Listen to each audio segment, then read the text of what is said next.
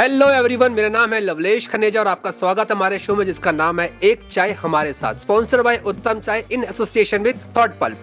तो जैसा कि मैं एक एक्टर हूँ और मुझसे लोग काफ़ी पूछते हैं कि यार आपको रोल कौन देता है, मतलब जब आप एक्टिंग करते हैं तो आपको देता कौन है, प्रोड्यूसर या प्रोडक्शन हाउस।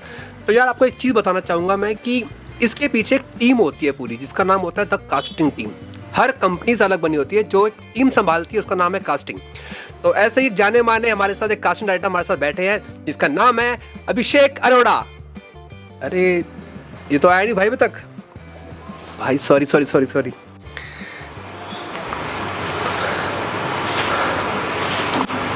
उठा लो भाई। हेलो, कहाँ रह गए भाई? अरे यार शो स्टार्ट हो गया है। बारिश तो मुंबई में होती रहेगी। आप ठीक है ठीक है ठीक है, आइए आइए।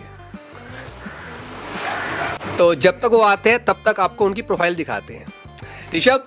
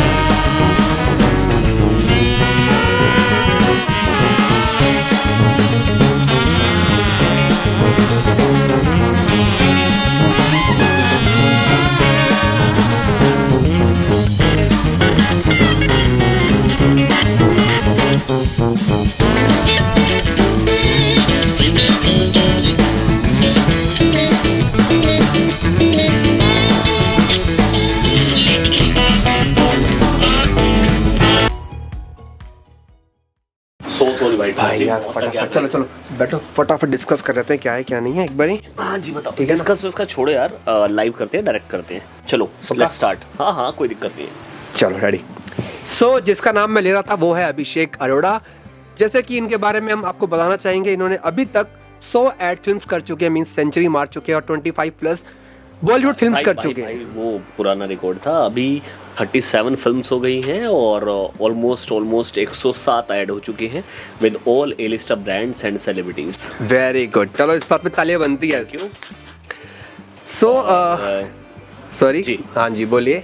बस यार लगे हुए हैं काम में, भागदौड़ है और चल रहा है। वो सब छोड़ो, मौसम कैसा है मुंबई का? मतलब जो बारिश में अटकना पड़ रहा है बार बार सबको। देखो यार, बारिश हो, धूप हो, आंधी हो या तूफान हो, बॉम्बे कभी नहीं रुकता, काम कभी नहीं रुकता, शूट हमेशा चलता रहता है। और जो लोग पैशनेट हैं अपने काम के प्रति वो हमेशा भागदौड़ करते ही रहते हैं। सो जैसा कि आप एक कास्टिंग डायरेक्टर हैं, आप एक एक्टर को क्या कहना चाहेंगे कि जैसे आजकल होता है कि लुक्स पे लोग ज़्यादा ध्यान देते हैं कि यार नहीं लुक्स पे ध्यान दे, एक्टिंग सेकंड पार्ट है, या फिर लोग ऐसे भी हैं जो कहते हैं कि यार सॉरी कि नहीं यार तू अपनी क्राफ्ट पे ध्यान दे, लुक सेकंड पार्ट है। तो ये कहीं ना कहीं आपको लगा कि एड जब आप करते हो तो वहाँ पे लुक्स देखा जाता है, जब मूवीज़ कर रहे होते हैं तो क्राफ्ट और स्किल देखी जाती है, ये कुछ लगता है आपको ये सच बात है? यार दोनों ही चीज़ें बहुत इंपॉर्टेंट है, दोनों ही चीज़ें अपनी अपनी जगह पे प्रॉपर अहमियत रखती हैं। अगर हम बात करें किसी एक पर्टिकुलर कैरेक्टर की तो डेफिनेटली वहाँ पे लुक क्रिएट करना बहुत ज़रूरी है उस चीज़ का। अगर वो नहीं करेंगे तो फिर वो कैरेक्टर उठेगा कैसे। और बात करते हैं अगर क्राफ्ट की तो यस डेफिनेटली वो भी ज़रूरी है, वो भी ज़रूरी है, और दोनों को बैलेंस करके लेकर चलना ही तो एक्टर का काम है। लेकिन आप जब एक कास्टिंग कर रहे होते हैं तो आप सबसे पहले उस एक्टर में लुक्स देखते हैं, या फिर कि मैं नहीं मुझे कुछ ऑडिशंस भेजिए अपने जो मेरे कैरेक्टर के हिसाब से आपकी क्राफ्ट फिट बैठेगी, वो मैं ज़्यादा जोर लगाऊंगा, ना कि लुक्स पे? यार पहले तो क्या होता है कि पहला स्टेप ही लुक है। पहला स्टेप लुक है कि वो रिक्वायरमेंट में फिट बैठना चाहिए, दैट इज़ फर्स्ट लुक। और सेकेंडरी हम उसका खुद से, जब हमारे ऑफिस में स्टाफ है, ऋषभ है, तो जब भी कोई आर्टिस्ट आता है हम उसका प्रॉपर उस गेटअप में, कॉस्ट्यूम में लुक करके फिर हम डायरेक्टर को भेजते हैं। फॉर एग्जांपल अगर अब हम कोई माइथोलॉजिकल फिल्म कर रहे हैं, हिस्टोरिकल फिल्म कर रहे हैं और वहाँ पे इस तरीके का ब्लेजर या इस तरीके की जैकेट वो पहन कर आया, तो डेफिनेटली उसका जो लुक है वो डायरेक्टर को या डायरेक्शन टीम को इमेजिन करना पड़ेगा। बट वहीं पे जब हम उनको वो क्रिएट करके भेजते हैं तो फिर एक प्रॉपर आइडिया आता है कि हाँ यार he is looking perfect for that character और इसको ले सकते हैं। टू बी फ्रैंक मैंने आपकी यही देखा है सिर्फ क्योंकि आप जो कॉस्ट्यूम उस टीम को चाहिए, डायरेक्शन टीम को, आप उसी कॉस्ट्यूम में प्रॉपर उसको बना के आप ऑडिशन भेजते हैं, ये आपके यहीं देखा मैंने। ऑफ कोर्स यार अभिषेक अरोड़ा कास्ट्यूम में ये मैंने पहली बार देखा, कई और कास्ट्यूम में ऐसा नहीं मिलता मुझे कि लोग इतनी मेहनत कर रहे हैं किसी एक्टर के ऊपर कि उसके कॉस्ट्यूम से लेके मेकअप से लेके खुद ऑडिशन करके वो ऑडिशन भेजते हैं आगे जाके। ये तो यार हर बंदा नहीं कर सकता है, मैंने मतलब आपके यहीं देखा है वो। Thank you. यार सबसे पहले मैं बताना चाहूँगा I was in garment field, then I become flight steward. मैंने थोड़ा सा वो कोर्स एक किया था बट वो मैंने स्किप किया, वो ना करके फिर मैंने वापस से गारमेंट फील्ड संभाली। तो जब मैं मुंबई पहली बार आया, मुंबई आने के बाद मैंने आराम नगर और सब जगह जितने भी ऑडिशन प्लेसेस हैं, प्रोडक्शन हाउसेस हैं, वहाँ पर जाने के बाद जो चीज़ें फील की, मैं नहीं चाहता मेरे यहाँ पे वो चीज़ें हो। इसलिए क्या होता है कि जब मैं खुद वहाँ पर जाता था, वहाँ पर लाइन में लगना, और एक्टर जितनी देर तक लाइन में है तब तक उसका बाल ख़राब हो गए हैं, मेकअप मेल्ट हो गया है, या फिर उसका जो टी शर्ट है, मोस्टली बॉयज़ ये सोचते थे कि यार वो ब्लैक में ज़्यादा अच्छे लग रहे हैं तो वो ब्लैक पहन के आ गए, बट कैमरे पे वो कलर ज़्यादा हाईलाइट हो रहा है बजाय उनका फेस। तो वो चीज़ें क्या होती थी, उसमें कहीं ना कहीं एक्टर की वैल्यू डाउन हो जाती थी। तो हमने क्या किया कि जब हमने सोचा था कि जब हम अपना ऑफिस बनाएंगे और तो हम ये सारी चीज़ें बेहतर करेंगे, इसके लिए हमने क्या किया, हमारे यहाँ पे कभी भी ओपन ऑडिशंस होता है तो हम लाइन नहीं लगवाते। हमारे यहाँ पे प्रॉपर स्पेस है, 30-40 लोग आराम से वन टाइम में बैठ सकते हैं, और हमारे यहाँ पे लाइन का सिस्टम बिल्कुल नहीं है। साथ ही साथ जितने भी कैरेक्टर्स हम करते हैं वो जिनके भी ऑडिशंस हम कर रहे होते हैं वो हम प्रॉपर क्रिएट करते हैं। अगर हम ट्रेडिशनल फिल्म कर रहे हैं या माइथोलॉजिकल हिस्टोरिकल फिल्म कर रहे हैं तो उनको प्रॉपर ट्रेडिशनल कॉस्ट्यूम में गेटअप करके फिर हम करते हैं। उससे क्या होता है कि एक एक्टर का कैरेक्टर निकल कर आता है कि हाँ now he is perfect. Otherwise क्या होता है कि वो सब सेम ही दिख रहे होते हैं, सब ब्लैक क्योंकि पहन के सब आएंगे, ब्लैक मोस्टली पहन के सब वाइट या पहन के आते हैं कुछ कुछ। राइट। तो कई बार क्या होता है कि कैमरे पे जो चीज़ रिक्वायर्ड है वो डिलीवर अगर नहीं हुई तो फिर चांसेस कम हो जाते हैं लॉकिंग के। तो वो चीज़ों को ध्यान में रखते हुए हमने खुद अपनी साइड से इतना परचेजिंग किया। हमारे ऑफिस में अभी स्पेस भी नहीं है, इतना परचेजिंग करके इतने कॉस्ट्यूम हमने रखे, मेल के फीमेल्स के, ब्लेजर जैकेट लॉन्ग गाउन सब कुछ हमने रखा परचेज करके, ताकि हम जो हमारी डायरेक्शन टीम होती है जो हमें ब्रीफ करती है रिक्वायरमेंट की उसे परफेक्टली बनाकर भेज सकें।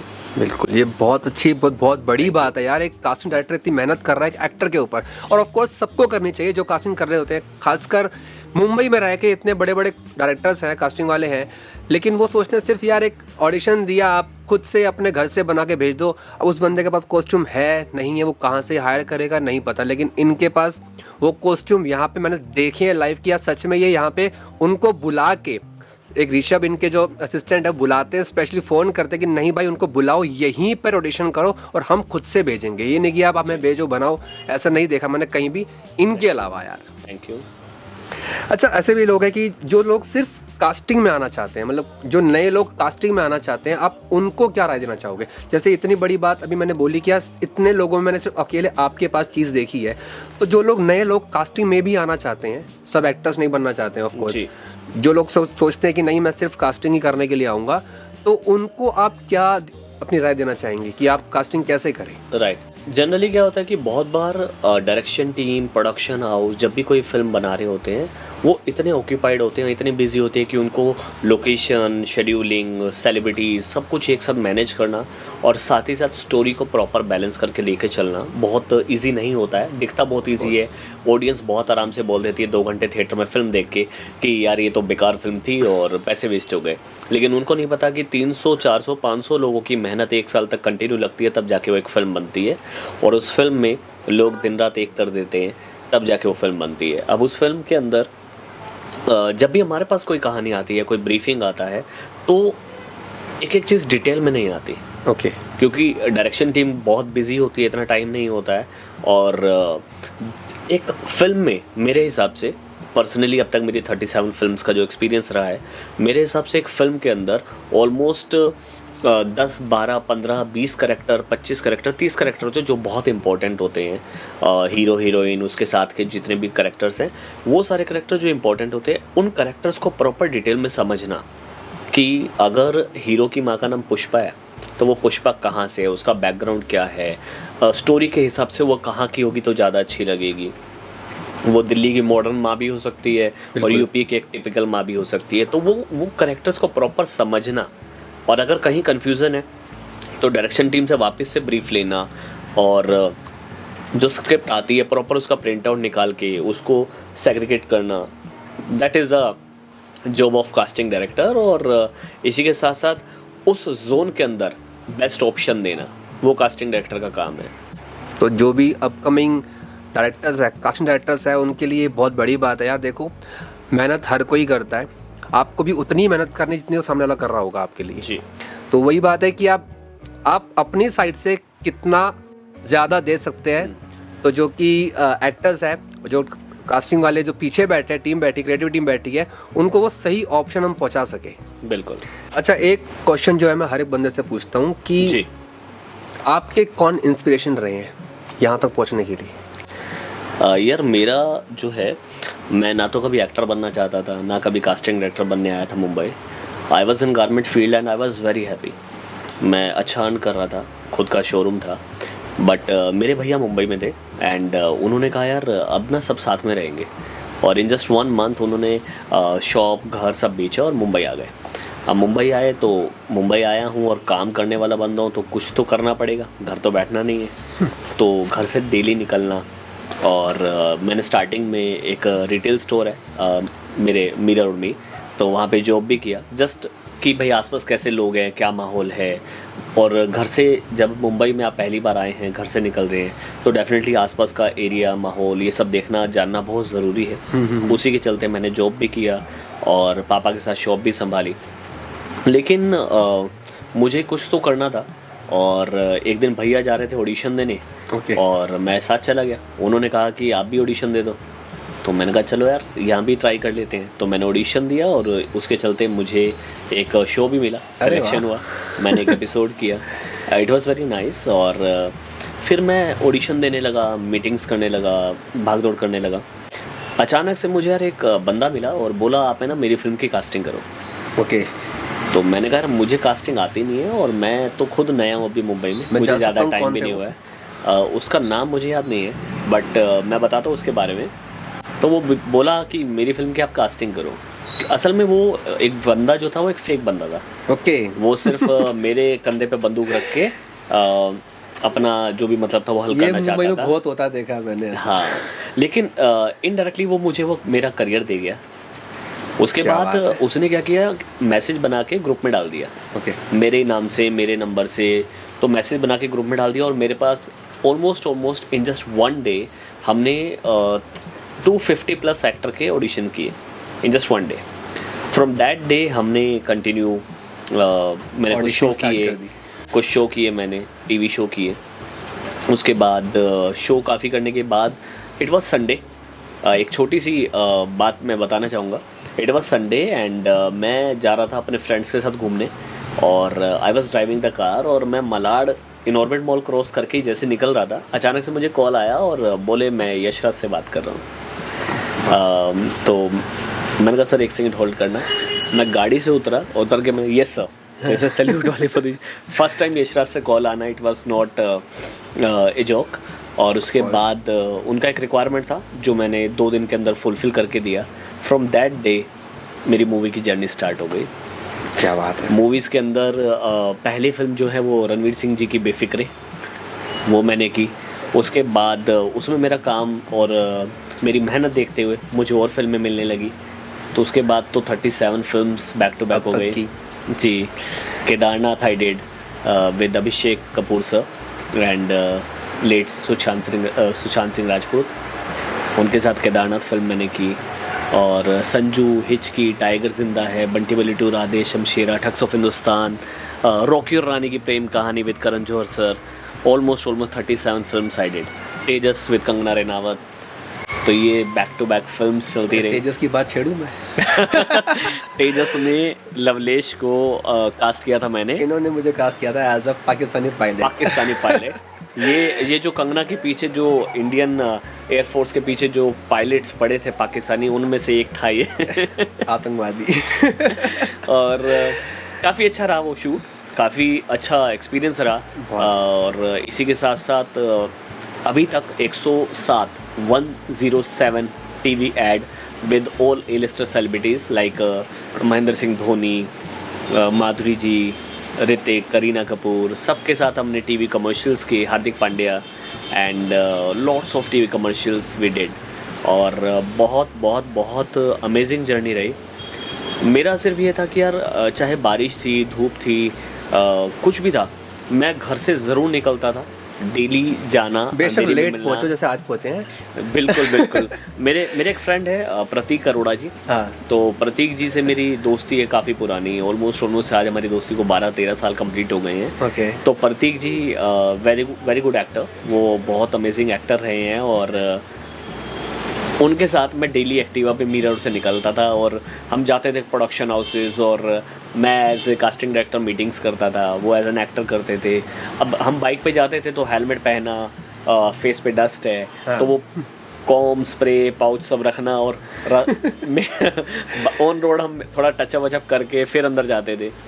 मेरा एक सजेशन है कि जितने भी आर्टिस्ट हैं जो डेली सोचते हैं कि घर बैठ के ऑडिशन दे देंगे सब हो जाएगा, तो यार घर से निकलो, डेली ऑफिस जाओ, लोगों से मिलो। जब तक आप मिलोगे नहीं, बहुत बार ऐसा होता है ना, हज़ारों प्रोफाइल्स आते हैं, वो नीचे दबते चले जाते हैं। तो बहुत बार ऐसा होता है कि रिक्वायरमेंट आया हुआ है बट उनको आप याद नहीं हो। कास्टिंग डायरेक्टर को आप याद नहीं हो तो कैसे करेंगे, लेकिन उसी टाइम जब आप पहुंच गए तो तुरंत क्लिक हो गए कि हाँ यार मेरे पास एक ऐड है और कल ही शूट है, आ जा। हाँ। तो ऐसे बहुत बार होता है।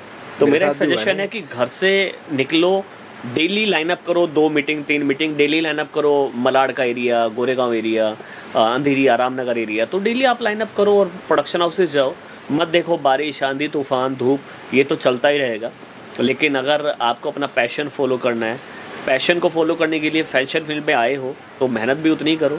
और मेरा ये मानना है यार, ज़्यादा नहीं, 1 साल 2 साल आप मेहनत करते हो, उसके बाद आपको रिटर्न मिलना स्टार्ट हो जाता है। उसके बाद आपको बहुत काम आता है और बहुत काम आता है। मैंने देखा ये खुद, आज मेरे पास डेली बेसिस पे इतने प्रोजेक्ट्स आते हैं और बहुत काम है, चल रहा है, लगे हुए हैं। प्लानिंग कुछ आगे हॉलीवुड की भी है कुछ?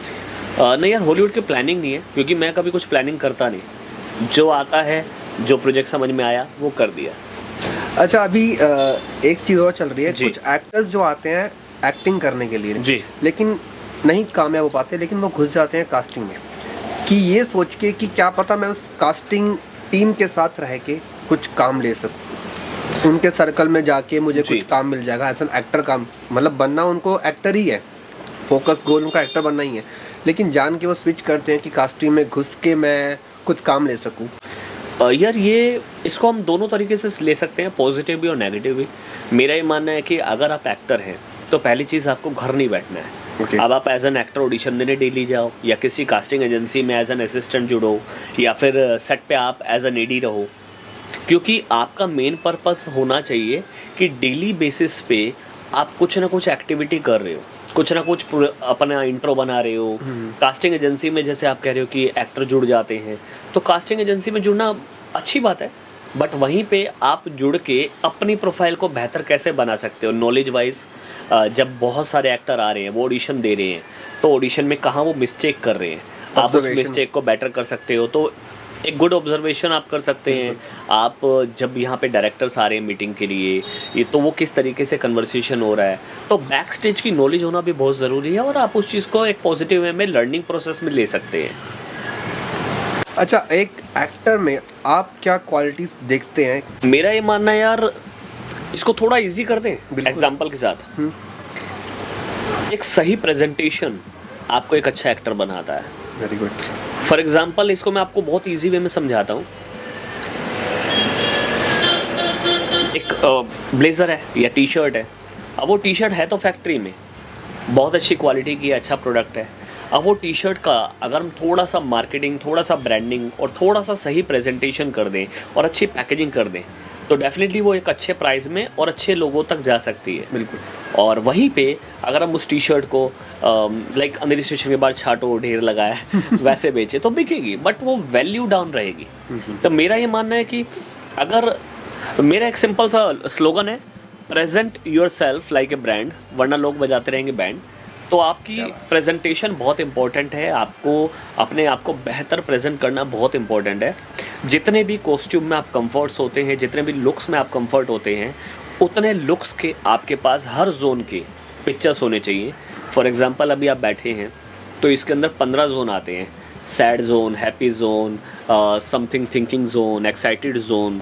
तो ये सारे जोन के आपके पास एक्सप्रेशन के वीडियो, आपके पास पिक्चर्स होने चाहिए हर कॉस्ट्यूम में। तो साथ ही साथ हर कॉस्ट्यूम में उसी लुक में आपका इंट्रो भी होना चाहिए। तो सोचो आपके पास कितना मटेरियल हो गया। अब एक शॉपकीपर के पास अगर सामान ही नहीं होगा तो वो कस्टमर को बेचेगा क्या? इसलिए आप खुद अपने आप को अच्छे से प्रेजेंट करें, जो कि बहुत इंपॉर्टेंट है। Okay, how do you collaborate with directors and producers to find a right cast? I think in that case when I get all the brief from direction team, so मैं एक बात का बहुत ख़ास ध्यान रखता हूँ कि जो फिल्म है उसमें जो किरदार हैं, जो जिस चीज़ का रिक्वायरमेंट है, उसमें जो परफेक्ट ऑप्शंस हो वो मैं दे पाऊँ। तो उसके लिए मैं बैक स्टेज स्टडी भी करता हूँ क्योंकि एक एक्टर उनको चाहिए जिसकी इमेज पॉजिटिव है, नेगेटिव है, या वो एक्टर कितना कैपेबल है। बहुत सारे एक्टर हैं जो हमेशा कॉमेडी जोन के बन के रह गए हैं, बट अगर हम देखें चंकी पांडे सर को, उन्होंने एक फिल्म में बहुत अमेजिंग नेगेटिव कैरेक्टर प्ले किया था। तो ये हमेशा हमारा एक जोन से कुछ हटके भी करना चाहिए। यही नहीं होना चाहिए कि ये कॉमिक एक्टर है तो सिर्फ ये कॉमेडी कर सकता है। उन एक्टर को टेस्ट करना चाहिए, टाइम टू टाइम उनको बुलाकर उनमें क्या कैपेबिलिटी है जिन्हें आप प्रेजेंट कर सकते हैं डायरेक्टर्स के आगे। तो वो मैं हमेशा ट्राई करता हूँ करने का। अच्छा, आप अभी तक कुछ ऐसा सोचते हैं कि मैं इस एक्टर के साथ काम करना चाहूँगा? आई थिंक मेरा जो है बहुत कम समय में, इन जस्ट 10 ईयर्स और 8 ईयर्स इन करियर, मैंने ऑलमोस्ट सभी के साथ काम कर लिया है। मैंने सलमान खान जी, शाहरुख खान जी, सैफ अली खान जी, आमिर खान जी, ऑलमोस्ट चारों खान्स के साथ काम कर लिया है, जो कि मेरे लिए खुद अपने आप में एक प्राउड की बात है। और बहुत अच्छे प्रोजेक्ट्स मैंने उनके साथ किए हैं और बहुत कुछ सीखा है। तो आई थिंक मेरा कुछ अभी बचा नहीं है कि यार मेरे को इसके साथ काम करना है और ये रह गया है। तो ऑलमोस्ट मेरे साथ सारे ही काम, सबके साथ अच्छा काम हो गया। इवन वरुण धवन सर की मैं कुछ बहुत अच्छी पॉजिटिव बात बताना चाहूँगा। अभी हाल फिलहाल में मैं उनके साथ एक फिल्म कर रहा हूँ। और he is very very hard working and positive गाई। कोई ऐसा नहीं है उनके अंदर कि वो एटीट्यूड वाला जोन या कुछ नहीं। बहुत अच्छे से हमारे काम को अप्रिशिएट करते हैं। इवन मैं उसमें जो कास्टिंग पार्ट हैंडल कर रहा हूँ उसमें भी मिलते हैं, जब भी वैनिटी से निकलते हैं तो बहुत अच्छे से अप्रिशिएट करते हैं। और यही एक अच्छा है कि प्राउड मोमेंट है कि यार जिनको हमने बचपन से टीवी में मतलब देखा है कि यार ये फिल्मी दुनिया ऐसे होती है, यहाँ पे ऐसे काम होता है, और उनके साथ आप काम कर रहे हो तो एक बहुत बहुत बहुत अमेजिंग और पॉजिटिव वाइब और माहौल क्रिएट हो जाता है सेट पे। अच्छा, आपको लगा कभी कि मैं जब कास्टिंग में घुसूंगा नहीं कुछ मिला तो वापस जाना पड़ेगा, या इतनी मेहनत आप कर चुके थे कि यार काम आना शुरू हो ही जाएगा? यार मैंने जैसे कि बताया कि ना तो मैं एक्टर बनने आया था ना कास्टिंग डायरेक्टर। मैंने तो गारमेंट फील्ड में जॉब भी की, पापा के साथ शॉप भी संभाली, और उससे पहले मैं हरियाणा में अपने शोरूम को संभाल ही रहा था गारमेंट के। तो मेरा कभी ऐसा रहा नहीं कि यार ये नहीं हुआ तो ये नहीं हुआ तो ये। मेरा है कि कुछ ना कुछ हो जाएगा, बस घर से निकलना है और काम करना है, मेहनत करनी है और अपने आप सब हो जाएगा। ना ही हमने कुछ इसके लिए प्लानिंग्स की, ना ही लोग बोलते हैं ना कि यार हम बाहर वाले हैं, हमें चांस नहीं मिलता। मैं भी तो बाहर से आया हूँ, मुझे क्यों फिर 37 फिल्म, 107 ऐड, सारे बड़े सेलिब्रिटीज़ के साथ काम, बड़ी बड़ी फिल्म्स, और स्पेशली धर्मा प्रोडक्शन के साथ मेरा खास रिलेशन है। उनकी जितनी फिल्में हैं वो मैं कर रहा हूँ। तो आपका सिर्फ और सिर्फ मेहनत, हार्डवर्क, काम, वो चीज़ ही आगे काम आता है और वही काम लेकर आता है। कहीं ना कहीं कोविड से पहले वाला और कोविड के बाद का टाइम जो है हल्का सा मार्केट डाउन रहा है, ये वजह कैसी रही? मतलब एकदम से ऑलमोस्ट मार्केट आधी हो चुकी है, चाहे वो एक्टर्स हो यार। मेरा ये मानना है कि कोविड के बाद असल में मार्केट खुली है। आप एक चीज़ देखो ना यार, कोविड के पहले इतने OTT प्लेटफॉर्म नहीं थे। कोविड के पहले इतने ज़्यादा प्लेटफॉर्म्स नहीं थे कि लोग अपने आप को प्रेजेंट कर पाए। वही सीरियल, वही मूवीज़, वही शॉर्ट फिल्म्स, वो सब होते थे। बट कोविड के बाद और कोविड के दौरान लोगों ने बड़े बड़े OTT चैनल्स, प्लेटफॉर्म उनको मिले हैं। लोगों ने वहाँ पे बहुत अच्छा परफॉर्म किया है। ऐसे ऐसे थिएटर आर्टिस्ट वहाँ पर प्रेजेंट हुए हैं जो कि फिल्मों में नहीं हुए थे, कहीं ना कहीं दबे हुए थे।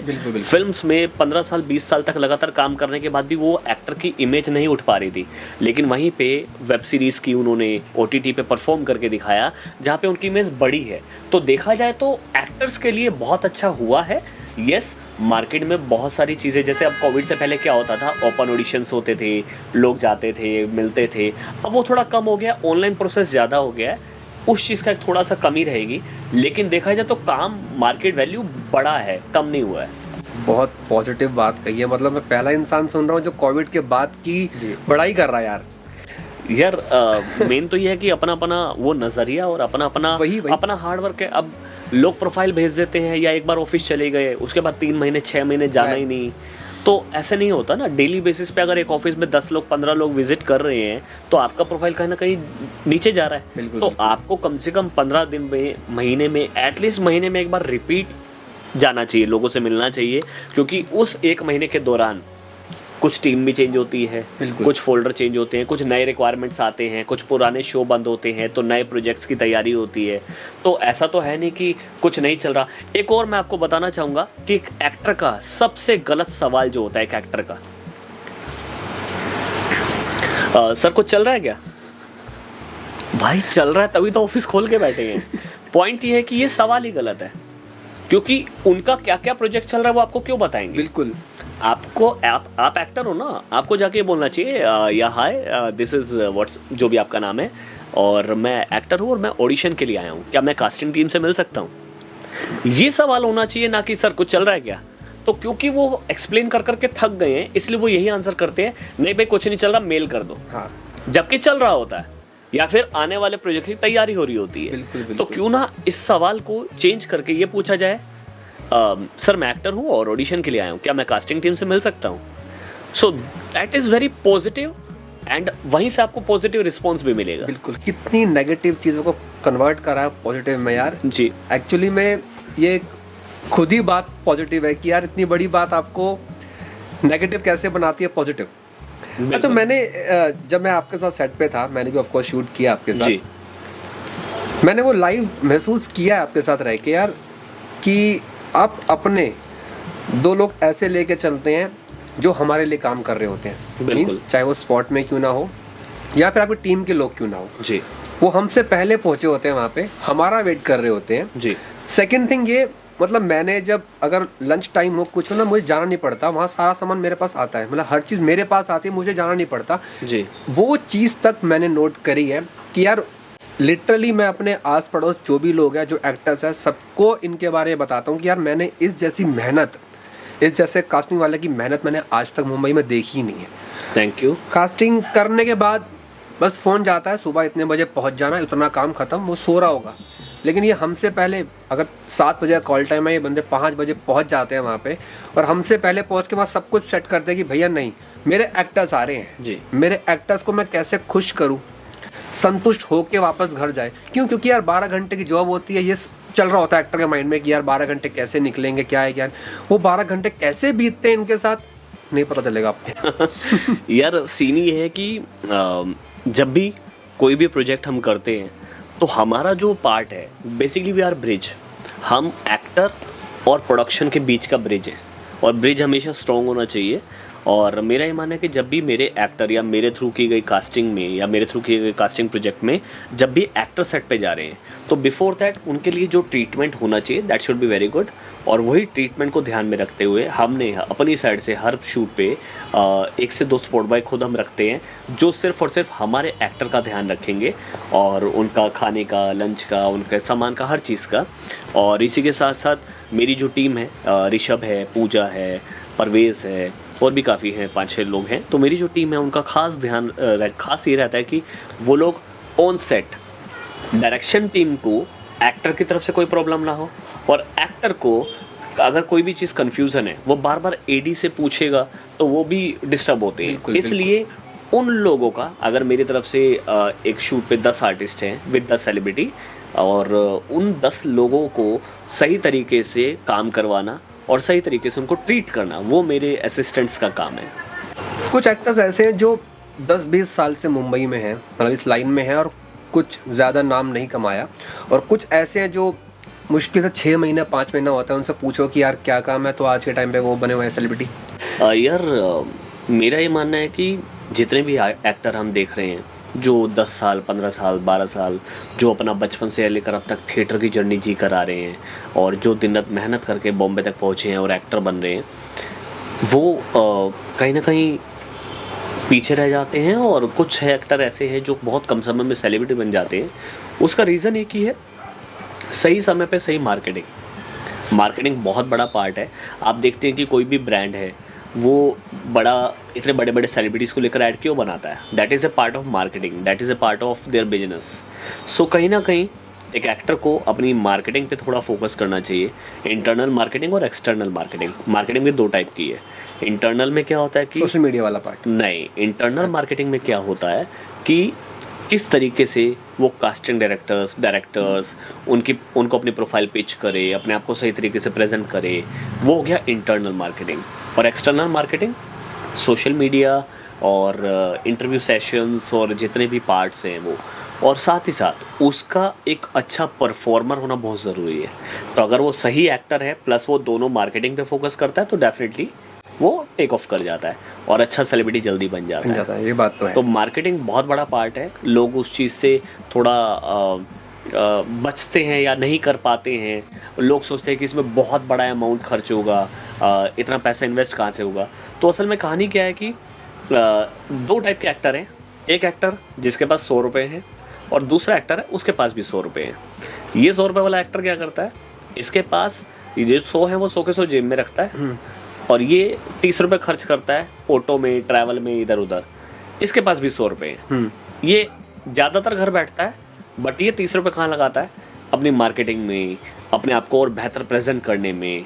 तो ये अपने घर पे भी अच्छा सेटअप भी बनाता है, ये दिन रात मेहनत कर रहा है, ये दिन रात अपने डिफरेंट टाइप के ऑडिशंस बना रहा है। तो वो अपना टाइम, एनर्जी और इन्वेस्टमेंट सही जगह कर रहा है। तो टाइम, एनर्जी और इन्वेस्टमेंट सही जगह करने से वो उसकी मार्केटिंग अच्छी हो रही है। प्लस इंटरनली डेली, अच्छा चलो एक बात एग्जाम्पल मैं एक और देना चाहूँगा। वर्बली हमें कितने प्रोडक्शन हाउस याद होंगे? 10, 20, 30, 40, 50 बिल्कुल। और इतने कास्टिंग वाले। लेकिन देखा जाए तो 1000 प्लस ये बात तो है, प्रोडक्शन हाउसेज हैं, लोग हैं जो लोग रेगुलर काम कर रहे हैं। तो हमें जब वर्बली है ही 50,000 तो हम क्या कर सकते हैं, 1950 पे जाएंगे जी हम क्या कर सकते हैं कि एक ना यार there are lots of options. एक फिल्म इंडिया डायरेक्टरी आती है, तो फिल्म इंडिया डायरेक्टरी आप अमेजोन से परचेज कर सकते हैं या कहीं से भी आपको मिल सकती है। उसकी ऐप भी आती है। ओके हाँ। तो डेली बेसिस पे सोचो आपने घर बैठे सिर्फ 5 लोगों को प्रोफाइल भेजा तो एक मंथ में कितना हो गया? 150। आराम। क्या 150 में से एक भी काम नहीं देगा आपको? अगर आप डेली सिर्फ 5 लोगों को प्रोफाइल भेज रहे हो और महीने में 150 लोग हो गए तो 150 में से अगर आपको एक ने भी काम दिया तो आपका वो काम एक दिन का भी हो सकता है, कोई एड शूट का, वो एक फिल्म का भी हो सकता है, 10, 12, 15 दिन का। इस तरीके से ये आपका एक छोटा सा पार्ट। आप डेली घर से निकल के ऑडिशन देने जाओगे, लोगों से मिलोगे, वो भी करना है। लेकिन घर बैठे डेली 5 लोगों को प्रोफाइल भेजना है रूटीन में, वो मिस करना ही नहीं है। तो आपका ऑटोमेटिकली महीने का 1 से 2 काम तो फिक्स हो गया। बिल्कुल। तो हम ये सोचते हैं ना कि यार बस ग्रुप में जो ऑडिशन आएंगे उसी के भरोसे चलें। नहीं, ग्रुप में क्या होता है ना, बहुत सारे प्रोजेक्ट होते हैं जिनकी कब कास्टिंग हुई पता ही नहीं चलता। डायरेक्टली उनके ट्रेलर आ जाते हैं, मूवी आ जाती है, बट पता ही नहीं कब कास्टिंग हुई। तो ये हमारा होमवर्क वीक है। तो हम जैसे बचपन में होमवर्क करते थे ना, डेली 1 घंटे का होमवर्क मिलता था। ये हमारा आज का होमवर्क हमने करना शुरू कर दिया। तो हमें डेली 5 लोगों को ऑप्शन भेजना है, 5 लोगों को अपनी प्रोफाइल भेजनी है और उसके बेस पे महीने में 150 में से एक काम तो जरूर आएगा और ये गारंटेड है। यार समझाते कितना बढ़िया आप, एग्जाम्पल के तौर पे आपने पूरा चिट्ठा खोल दिया कि यार ऐसा करना चाहिए। नहीं समझ आ रहा तो देखो ए और बी रख के दिखा दिया कि ए को ये मान लो, बी को ये मान लो, निकाल दो वैल्यू उसकी। अच्छा, आपके आगे कुछ प्लान्स?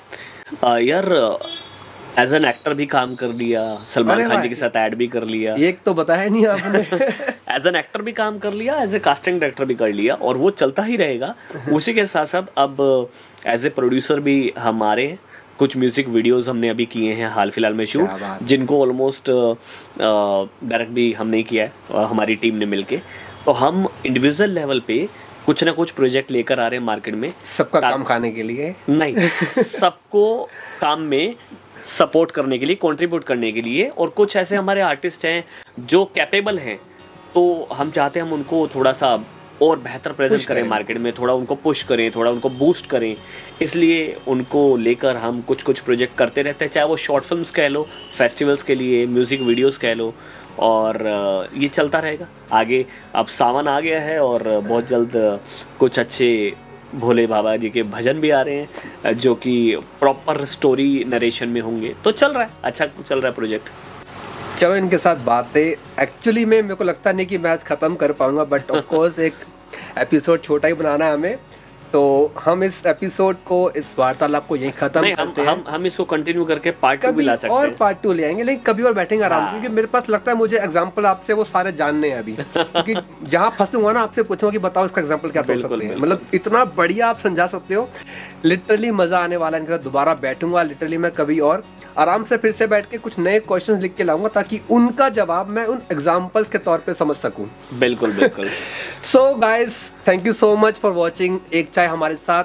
एंड यस, हमारा स्पॉन्सर उत्तम चाय की साइड से छोटा सा गिफ्ट ये आपके लिए। Thank you sir, thank you so much. और बहुत ही उत्तम गिफ्ट है ये उत्तम चाय की तरफ से। और ये पूरा मेरी टीम को डेडिकेट करता हूँ मैं, क्योंकि मेरी टीम के साथ ही हम इतनी मेहनत करके इतना सब कर पाते हैं। सो उत्तम चाय बहुत ही कमाल की चाय है। And thank you so much for इतना टाइम निकालने के लिए, जी जी, बारिश में लेटाने के लिए, बिल्कुल, और हमें वेट कराने के लिए भी। यार देखो, वेट भले ही करना पड़े बट सही अच्छे से प्रेजेंटेशन होना बहुत ज़रूरी है। और हम चाहते हैं कि जितने भी हमारे एक्टर हैं वो इसी तरह के दिन रात मेहनत करते रहें और कुछ ना कुछ कंटेंट बनाते रहें, खुद अपनी शॉर्ट फिल्म्स बनाएं।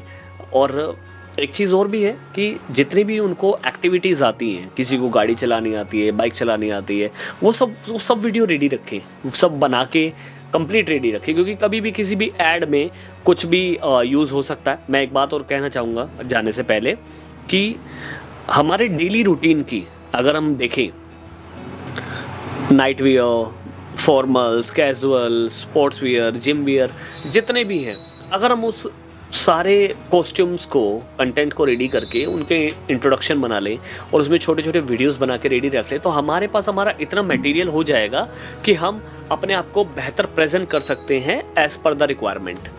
तो उसी के बिहाफ में आगे आपको काम मिलता रहेगा और चलते रहेंगे। मैंने कहा ना, बातें नहीं खत्म होने वाली आज। यार मेरा भी मन करता है कि यार हमेशा जब हम ऐसे बैठे हैं तो कुछ ना कुछ निकलता रहेगा। मैं कह रहा हूँ कि आज अगर शाम रात अगर टाइम हो तो उनको टेंशन नहीं, मुझे भी, बट स्टिल हमारे पास टाइम दोबारा मीटिंग करेंगे, दोबारा आपके साथ बैठेंगे। बिल्कुल, बहुत मजा आया आपके साथ बात करके।